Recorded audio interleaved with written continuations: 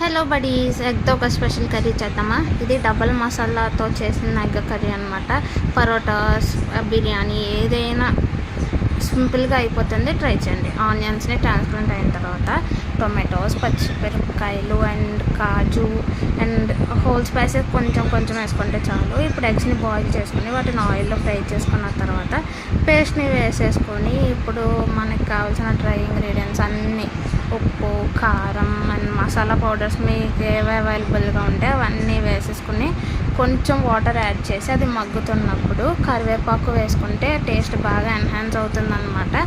ఆ తర్వాత ఎగ్స్ని యాడ్ చేసేసుకొని ఒక 2 minutes మూత పెట్టి మళ్ళీ తీసి ఒక్కసారి కలుపుకొని అప్పుడు కొత్తిమీర వేసేసుకుంటే కర్రీ సూపర్గా చాలా స్మూత్గా అలా మెల్ట్ అయిపోతుంది అంతే నోట్లో. ఒక్కసారి ట్రై చేయండి. నచ్చితే లైక్ చేయండి, షేర్ చేయండి. Bye, thank you.